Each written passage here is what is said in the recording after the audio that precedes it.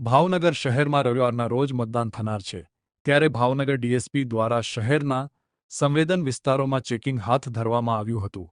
તેમની સાથે ડીવાયએસપી સહિતના પોલીસ અધિકારીઓ કર્મચારીઓ હાજર રહ્યા હતા।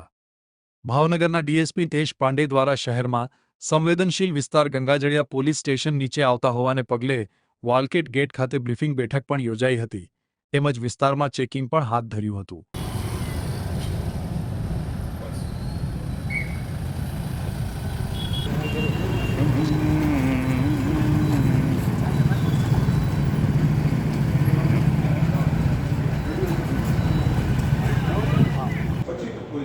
25 तो दूसरे दिन तो उसका बंदोबस्त मतलब रात से ही लगाना पड़ेगा। नमस्कार सर।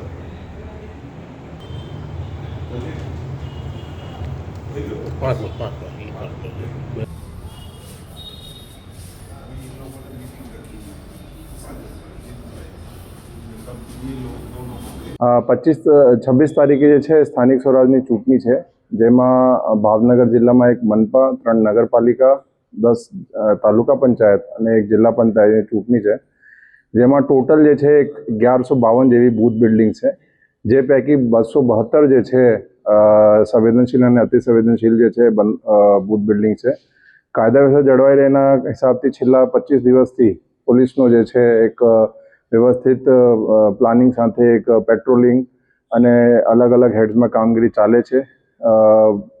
25-26માં શાંતિ વ્યવસ્થા જળવાઈ રહે અને જે લોકો છે શાંતિથી અને બિના બીકના વોટિંગ કરી શકે એના માટે ટોટલ અમારા એ 8 ડીવાયએસપી અને 100 જેવા અધિકારીઓ અને 3800 જેવા પોલીસ એસઆરપી અને અન્ય જે ઓક્ઝિલરી ફોર્सेस એનો બંદોબસ્ત જે છે રાખવામાં આવેલ છે। આ જે બંદોબસ્ત છે અલગ અલગ બૂથ બિલ્ડિંગ્સ ઉપર રહેશે અને એના સાથે સાથે 150થી ઉપર જે છે પોલીસની અલગ અલગ ટીમો અલગ અલગ વિસ્તારોમાં પેટ્રોલિંગમાં પણ રહેશે। વાત કરવામાં આવે કે છેલ્લા જે 25 દિવસ જે કામગીરી કરી એમાં અટકાયતી પગલાં જે છે અલગ અલગ હેડમાં ટોટલ 6800 લેવામાં આવેલ છે। 40 લાખ જેવા જે છે મુદ્દામાલ દારૂ અને દેશી દારૂ પકડવામાં આવેલ છે।